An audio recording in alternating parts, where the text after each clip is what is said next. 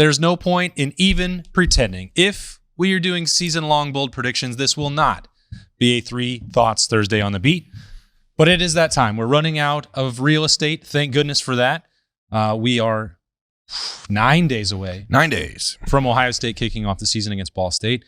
And we do need to make some BPs. He's Jeremy Birmingham. I am Austin Ward. And we're going to barrel past 3. Like, there's just no chance. We're probably going to make 30 bold predictions. You're looking at a big, bold season. So that means you have big, bold predictions. That means there's spice on the pepper. That means we're just going to fire them off, and it doesn't need format. It doesn't need anything. So here's one. Jeremiah Smith wins the Heisman. There it is.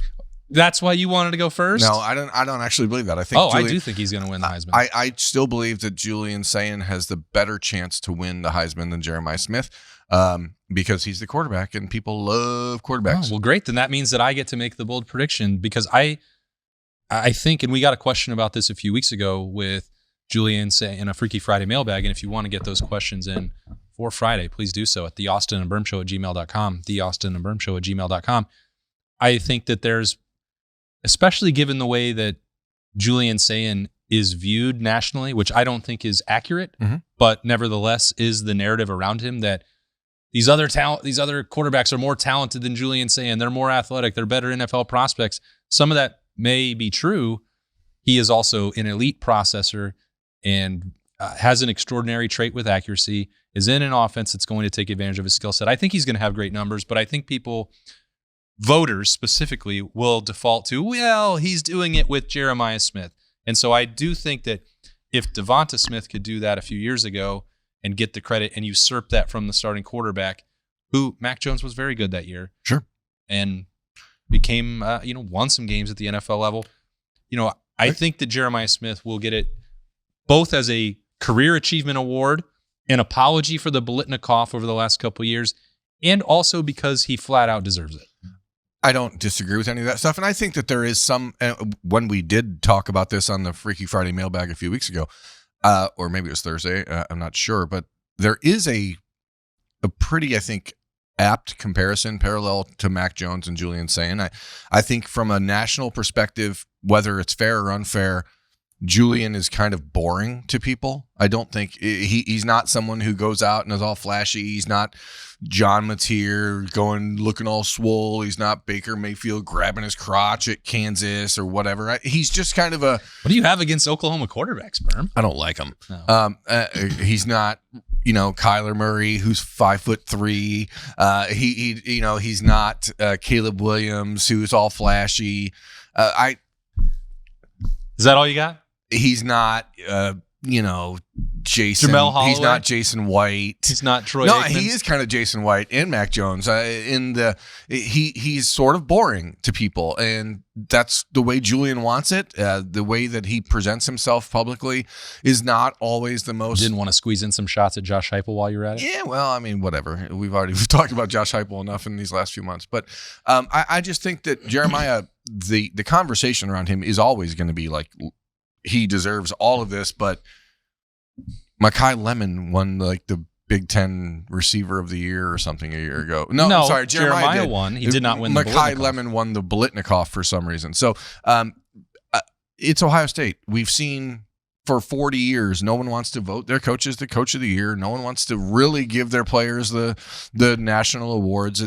Marv won the Biletnikoff after his third season, and barely. that was barely. I think he won by a vote, and he also was viewed similarly in that it was kind of a career achievement award as opposed to this was actually your best season, because I don't know. Jeremiah Smith is going to break Ohio State's single season, or he's going to break Ohio State's career record for catches, everything, touchdowns, and receiving yards, and will probably have broken all of those by Halloween, right? So people are going to see it, but that's going to happen regardless. I don't know that this statistically will be Jeremiah's best season, just based on the fact that the offense might look different. We are so unfamiliar with exactly what Arthur Smith wants to do. But this season may be, from a statistical standpoint, Jeremiah's worst. I kind of think it will be his best. And the reason that I say that, the optimism I have for that, is based around if they follow through with some of the concepts and the movement and the shifts and the out of the backfield and the screens and everything else that has been teased and we've seen in the handful of practices going back to spring camp. If Arthur Smith unleashes Jeremiah Smith in that way, I don't think he's going to leave receptions, even carries on the table for Jeremiah Smith. I think we're going to see the maximum workload, also with the understanding that this is the only time you're ever going to get to coach him and the last chance you have to win a championship with him. I would hope so, that is the way it's utilized, but we'll find out real early in the season. And also, we said this last week, like there's maybe a world in a world where the level of talent equated matchup games means that he has to be the guy for 4-quarter games. We call that the Joe Burrow Heisman campaign. I think that there are so many ways this can go, but we're going to find out real early in the season if the guys lining up opposite Jeremiah and complimenting him on the offense are doing enough to scare defenses, to force coverage, to be shaded. I go back to the Texas games in the last couple of years when you're seeing triple coverage on Jeremiah Smith, which was a interesting choice a year ago because you had, but I got it. I understood why. You had first-time quarterback. You put 3 guys on Jeremiah and you say, we'll take our chances one-on-one against Carnell Tate. Bad decision because it lost you the game. But I don't know that we're going to go into that game in Austin, Texas, and anyone's going to be like, well, we'll just take our chances with Devin McEwen or feel scared about it. They're going to have to figure out a way for Ohio State to prevent the triple coverage as opposed to like just leaning into it and saying, because Ohio State knew what it had with Carnell Tate. Ohio State knew what it had with Emeka Egbuka and Carnell Tate the year before that against Texas, and so it was fine to let Texas neutralize Jeremiah Smith. You can't let them do that this time around. So it's gonna change the way defenses are geared up for him. It's going to change the way that Julian Sayin has to think about throwing the ball to him. But I do think that there is a scenario where Julian is going to be more aggressive getting the ball to Jeremiah than he was at any point last year. Yeah, and I'm not sure that means necessarily that it's just Julian Sayin doing that. I think there might be a more concentrated effort made from the coaching staff to do that. And we've said that throughout the offseason. We're about to find out, fortunately, if that winds up being the case. But this is great. I mean, that's not really a bold prediction. I get to make my bold prediction, and yours is Jeremiah won't win the Heisman, which is, I think, a great way to start the show. I think people just generally are so suffering from Ohio State fatigue. How? They didn't win the championship last year. Because he's everywhere. Jeremiah Smith is everywhere. I don't think that. I think this week particularly, you saw feature stories on ESPN.com about Ryan Day. The day before on The Athletic, you saw a big feature on Jeremiah Smith. Yeah. I think the thing that I mentioned a year ago where it was hard to sense any of that, and I don't mean to, criticize the level of effort that was put out by that 2025 team, but they had been to the mountaintop, and it is so hard to go back to back that there may have been, through no fault of their own, just natural human complacency sink in. And I think in the coverage of this Ohio State offseason, especially nationally, it's been so different than it ever has been before. I think when they didn't get to see Ohio State in the semifinal and the final, they're like, oh man, this kind of stinks. And nobody's reading and watching these games at the same level as before. This is the difference between me, someone who grew up an Ohio State fan, being inundated with it all the time, and you who grew up an Oklahoma Sooner fan. I didn't grow up. The national media, if the national media is talking nice, if they're talking nicey about Ohio State, it's for one reason. It's to set up the stumble. It's to then be like, ha, we did it. We made them eat the rat poison. Because they want Ohio State to be able to drive clicks, to drive views, and then they want to turn around and be like, and these guys didn't live up to the expectations that we set for them. Ohio State's being the number 1 team in the country without getting a single first-place vote. You understand how crazy that is? Like, it's a nutso thing to say. They got a lot of first-place votes from the coaches. Well, I'm not talking about the coaches. I'm talking about the media. Like, everyone knows that Ohio State, it's just like assumed, well, Ohio State's just going to be there, so we can just... It's evergreen content. And the beauty of it is that the rest of the country hates Ohio State so much that if they stumble, then it becomes the talking point of the whole season. Yeah, but that has If nothing. they don't, then it's like, well, so what? They were expected to. They're the best team. If Ohio State stumbling in any season would be the storyline, no matter when it happened and no matter what the offseason narrative was. Exactly. Because now you get it. Because they're the biggest brand in sports, not because of a desire for them to fall or hatred. I think it's a little bit of both. Yeah, maybe. Well, let's make actual bold predictions. I did. You didn't. How far are we into this show? What are we doing? What is the format here? Who is going to be your offensive MVP? My offensive MVP will be one Jeremiah Smith. Okay. Because he is the guy that makes everything happen. See, I actually think the MVP is Julian Sayin. I don't think it's possible. If Ohio State achieves its goals, of course it's possible. If Ohio State achieves its goals, if Jeremiah Smith wins the Heisman, if Jeremiah Smith wins the Biletnikoff, if the offense is able to become this Death Star that we think it can be, it's because of Jeremiah Smith, both his productivity, his statistical output, which will then be through the roof, but also because he is the guy that is going to open the door for everyone else to do things. But I don't think he can. Here's a bold beat. I don't think he can do it without Julian Sayin. If this backup quarterback, could Julian Sayin do it without him? I think so. Yes. Well, that's the question. Now who's the not most, as currently constructed? Who's the most irreplaceable player? Julian Sayin. Julian Sayin. Who's the most valuable player? Jeremiah Smith. He's the most outstanding player. Mop. Yeah. Mops. If you don't have Julian Sayin, you can't fully unleash Jeremiah Smith. But if you don't have Jeremiah Smith, you can't fully unleash the other which receivers. Came first, Birm, the chicken or the egg? In this case, they came to Ohio State at the same time. So the chicken and the egg arrived simultaneously. Oh. Which one's the egg? It's up to you to decide. Oh, no. One of those, either the chicken or the egg started, capitalizing right away, and the other one had to wait a year. So the one that capitalized right away, whether he's the chicken or the egg, I guess Jeremiah would be no, because then I would be answering the question, which came first, the chicken or the egg, and no one knows the answer. So I was going to say Jeremiah. I really shouldn't have given you this brain teaser in the middle of the show. Brain is melting. I just think that obviously Julian Sayin is the player for this Ohio State team this season that he can't be replaced. I don't think they can win the national championship without Julian Sayin. Sure. So by that rationale, is he the most valuable or is he the most important? Is he the MIP? He might be the MIP. Okay. But he won't be the mop. Yeah, I agree. The this feels best like a Freaky Friday. The best. Just wait until we get those questions in the mailbag, because I think America, Canada, and a couple people in France are really ready for this season to kick off, and they've had some wild ideas of their own about what is going to happen in this year. But it does seem counterintuitive for me to say Jeremiah is going to win the Heisman, and the most irreplaceable player, most important player, most valuable player is Julian Sayin. Yeah.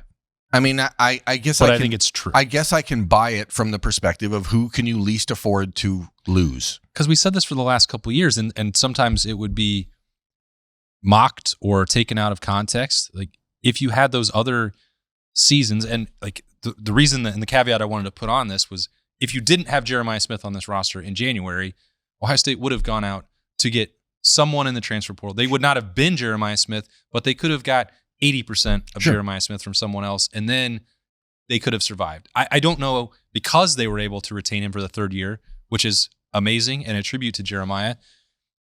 You're looking at a group where Brandon Ennis, Devin McEwen, Chris Henry Jr., Brock Boyd would all have to elevate to places that they haven't been before. Uh-huh. And then whatever a healthy version of Kyle Parker looks like, which we haven't seen yet.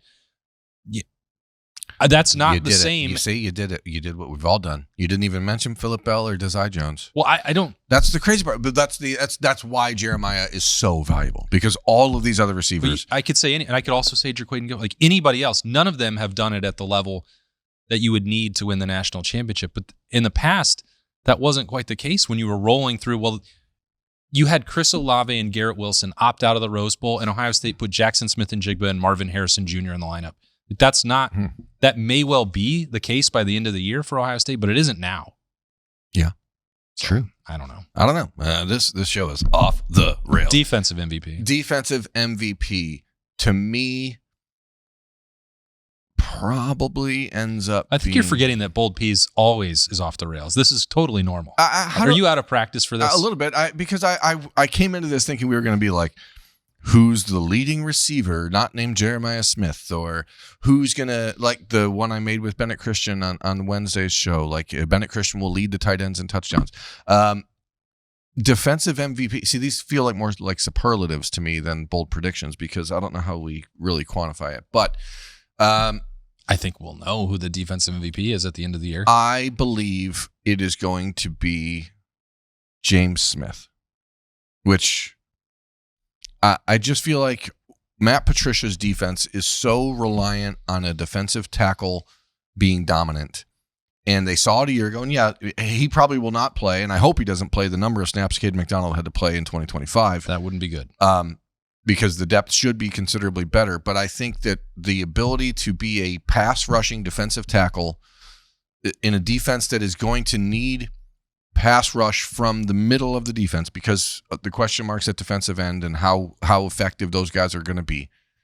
For this team to achieve its goals, it's going to require one of those defensive tackles to elevate into Caden McDonald type play. Maybe not, Big Ten Defensive Lineman of the Year, maybe not national, All-American accolades or any of that. But and that may just happen because of, again, the lack of snaps that James Smith will get. He may not achieve that sort of accolade nationally. But I do think that he has the skill set to change the defensive tackle position more than I think you're going to get really, really good play out of Edric. I think you're going to get really, really stout, strong, consistent, reliable play from John Walker and Will Smith. But I think that the guy who can be like the juice maker, the guy who brings like a different element is James Smith. And so I want to say Devin Sanchez, but to me, if Devin plays the way Devin can and the way that we've heard that he has been and the expectations are met, it just means that we're not going to hear his name because that's what will happen. Teams will avoid going to his side of the football. I am so rattled and so confused about what's happening right now. I was driving to the studio to prepare for this, and I said, well, maybe you say these are more superlatives than bold peas. I think that they're both. Sure. I said, when I ask Birm this question, he's going to say the Texas Tornado. Who else would I strongly consider for this award that maybe Birm won't say? And that maybe I can bring up something like the fact that a large number of players at the Woody Hayes Athletic Center voted James Smith as a captain. Didn't make the cut, but in year one to make that impact in 8 months. So that'd be a pretty good anecdote to bring up. And I can talk about Caden McDonald. Sure. And the impact that position has in Matt Patricia's defense. And I was like, that's what I'll be able to do because Birm will have talked about the Texas Tornado for 5 minutes and I won't have to do that. Sorry. So it's Peyton Pierce, man. So you're the one talking about Peyton Pierce. He's the middle linebacker. He's the Mike. He's got the green dot. He's the one that said after that first scrimmage and stood up in front of them, this can't happen. He's the one who is out there he's already made plays in high leverage situations. Now he's got to do it consistently. And if he does at the level that you and I both think that he will, how could it be anybody else? Because it goes back to the heart of the previous conversation. If Peyton Pierce if Peyton Pierce was not available, I think Ohio State, but I think after a couple weeks would replace him with a player of equal productivity and potentially with more upside. Maybe a lower floor, maybe less leadership, maybe less football IQ at the beginning.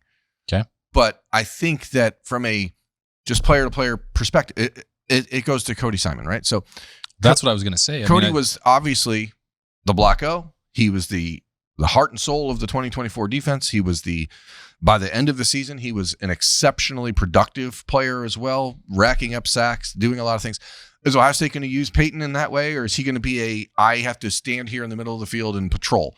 Is he going to be deployed as a weapon, or is he going to be used as a control?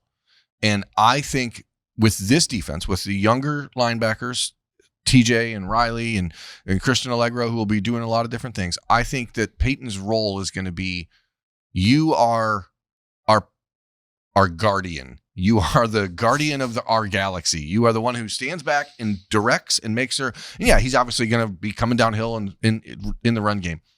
He's Peter Quill. Sure. I think that's fine. I like that movie, and I like when he puts on the headphones and kicks butt.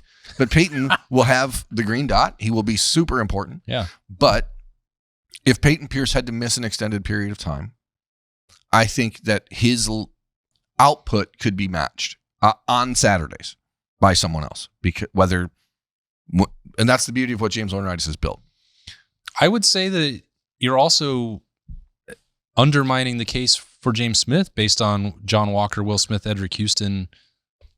The reason, and I knew you were going to come back to this, which is ironic since James Smith is apparently who you wanted to take. But the point is, James Smith's skill set is different than those other guys. So you would be able to replace him from a body standpoint, but probably not from an impact / pass rush / twitchiness / every other perspective.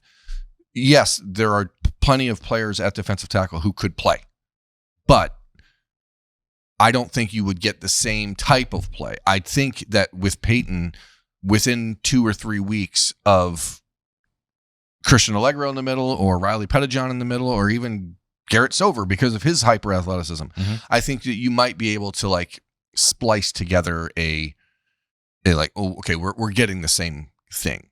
No, you're losing heart and soul. You're losing grit. You're losing tenacity. You're losing leadership. I understand all that. But James has a different gear that the other defensive tackles don't have. And I think maybe I'm buying into too much of the social media discourse, but Peyton's greatest assets are not going to be the ability to fly around the field and do the things that people. I think you need to cut that tape back on, man. I know he's a much better athlete than people give him credit for, but I think that the brain has been rewired by Sonny Styles and Arvell Reese in such a way that if people see Peyton Pierce, we talked about this on Monday at the live show at Roosters. Like, Pete Warner was amazing, and people still think he stunk.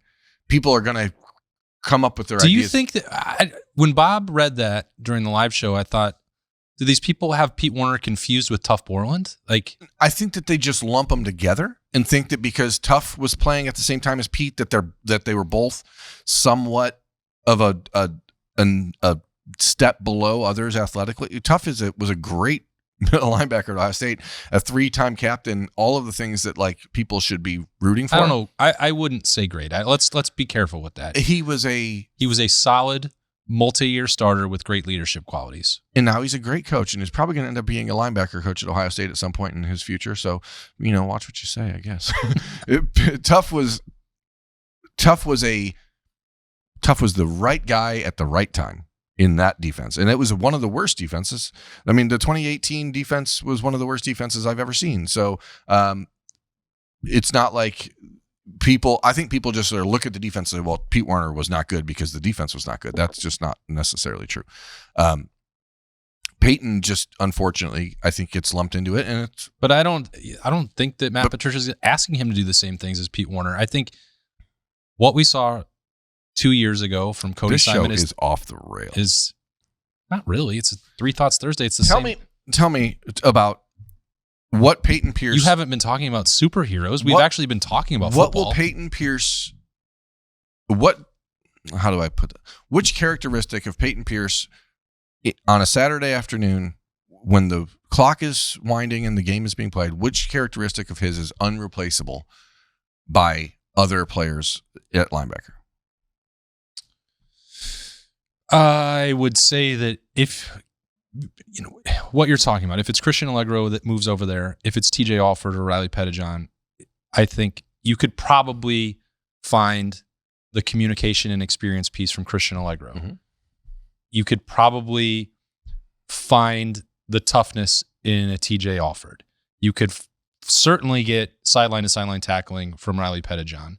And and straight line speed, Garrett Stover's going to beat Peyton Pierce out of all that. The thing that you and I can't quantify that I think makes him irreplaceable is the same thing that made Cody Simon irreplaceable. Mm-hmm. That combination of leadership, experience, playmaking, toughness, tenacity, we're not going to be able to put any kind of number on that. And I don't know. I think if we LDJL'd this, he'd say that's the one guy that I would least like to see off the field. Sure. But that's because he's a football player and football coaches love football players. I think Cody was irreplaceable because there was no depth behind him. There was Sonny next to him and Arvell still trying to learn how to play linebacker, and there was no one else.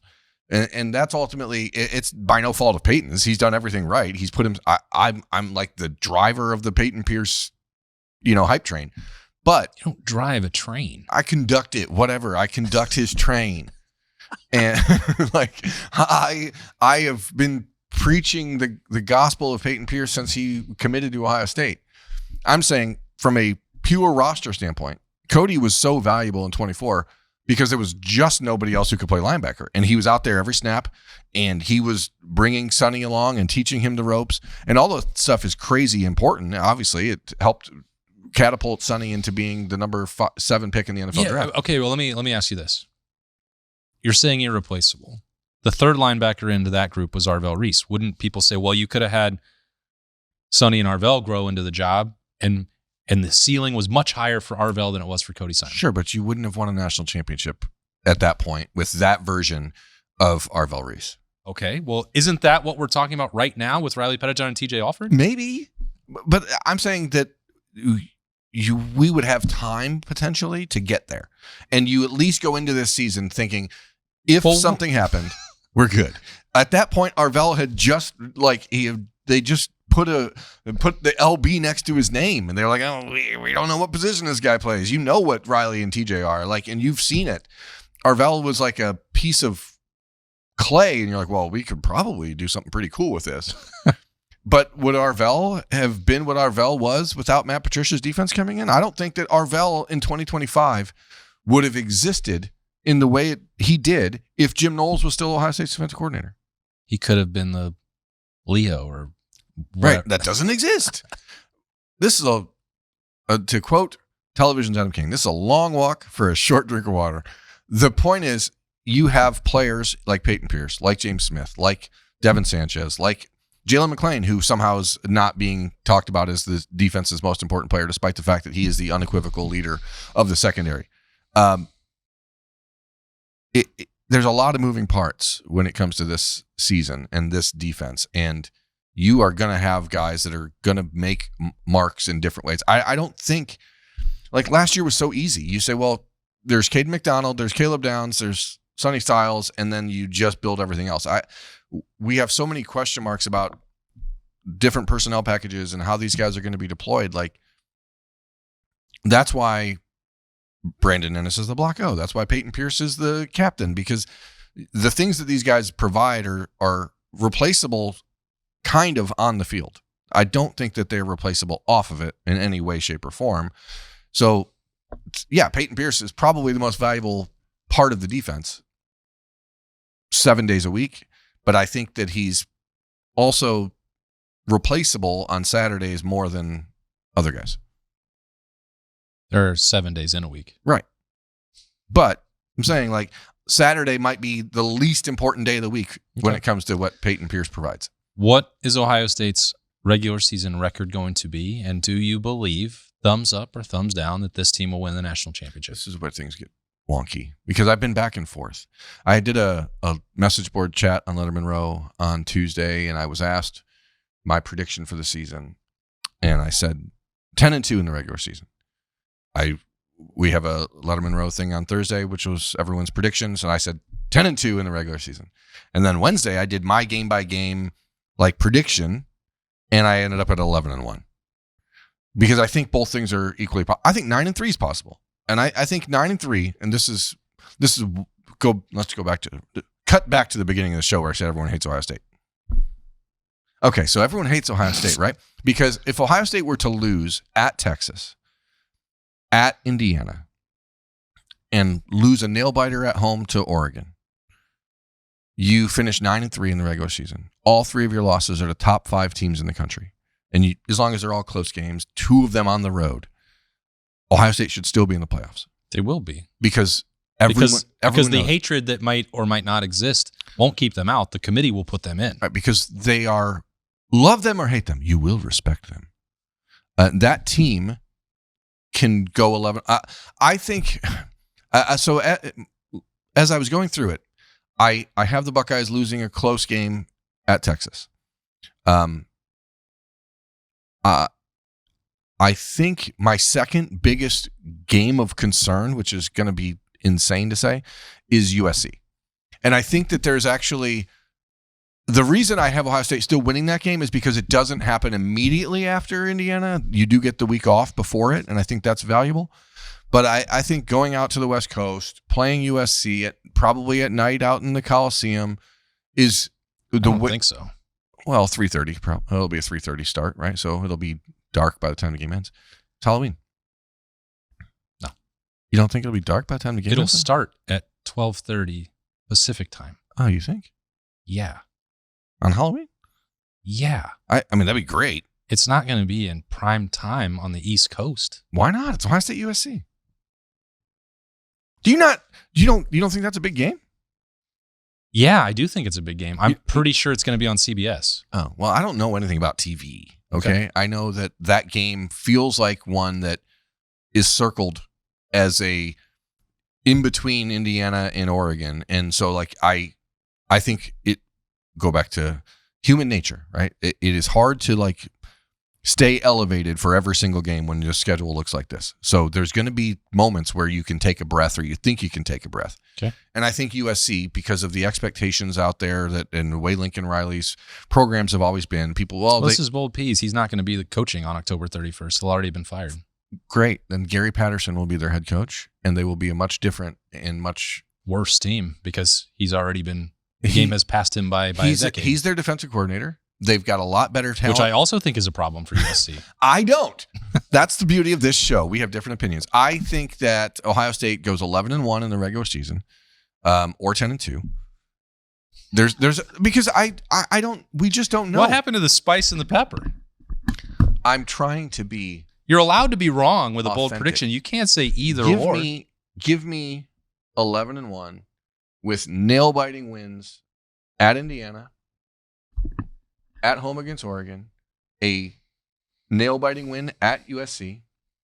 I think that the Michigan game is going to be like a one-score game. Because they know how to shorten the game or speed up the game. I don't know what is the correct term. They're gonna run the ball a lot. Yeah. And with Jordan Marshall and Savion Hyder, they don't really have a choice. They may have the best duo of running backs Ohio State's going to see all season long. And then you never know what happens at the end of November when it comes to health and all that stuff. You know what health is, though? Health is not being grossly overweight like I used to be. And like that's a bold prediction. Here's a bold prediction. If you go to awaken180weightloss.com, you can lose 40 pounds in 8 weeks the way I did if you just follow the plan. But that's not a prediction. That's a spoiler. That's a spoiler. It's fine. It's 3 Thoughts Thursday. Here's one thought. Being fat sucks. Here's another thought. Being healthy is good. Here's another thought. Awaken 180 help me get healthy. Go to awaken180weightloss.com and they can do the same thing for you. Does Ohio State win a national championship this year? Yes, I think they do. But I think that they will win it for a very similar reason they won it in 24, which is they will have scars and they will be more prepared for the tough games in the playoff than other teams because that schedule is so dang challenging that I don't know if you heard Caleb Downs talking about it the other day, but I alluded to it on one of our earlier shows this week. He did point the finger at this lack of high leverage talent equated games during the regular season as an issue. And that's why I think Ohio State will go into Bloomington and win on October 17th because Indiana does not play anybody else. And when Ohio State's going into that game against Indiana on October 17th, already having played Texas, already having gone to Iowa, already playing Illinois, you're going to be tested already, and Indiana won't be. And I think Ohio State will be more ready for that because of that. So that's why I think ultimately it spins into a playoff run and a national championship for this team. I think But it won't be fun. No, I think because of the difficulty of the schedule, I think Ohio State is more likely to run the table against all of the talent-equated matchup games and have something like someone who slips under their radar, who is still a top 20 team, beat them. Iowa. I think going on the road to Iowa is the single, most fascinating test. It's not the most challenging. Going to Texas, going to Indiana for, we already know, more attention on that game, more media credentials applied for already in August than they've ever had for any game. Coming off of a national championship, the circus that will be there for Big Noon kickoff, probably for game day 2, like that's going to be daunting. As you said, like going to USC on Halloween is not going to be easy. Playing Oregon at any point in the rivalry game, like all those are bigger challenges. And the one thing that has set Ryan Day's tenure apart in relation to Urban Meyer's was that you didn't have the slip up against the games that you're supposed to win. And I don't think Iowa should even be viewed that way. Going there, that's a playoff contender, a legitimate one, that their defense has always caused problems for everyone in the conference. I don't really think Matt Patricia is going to give up more than 16 points to that team. But, I don't know what that's going to look like. I think that could be the one that gets weird. So I do think that, as you said, you can go back and forth between 10-2 and 11-1. I think this team will go 11-1. The loss will be weird. It won't be one that is. It'll stand out as an outlier on Ryan Day's resume. Isn't that the craziest thing about Ohio State? Like, in what this program has become? If you go on the road and lose to a top 20 team, it's like it's an earth-shattering upset. Well, I mean, we have said, how many times have we said this? Like, it takes something highly unusual generally for Ohio State to lose any game. Yeah.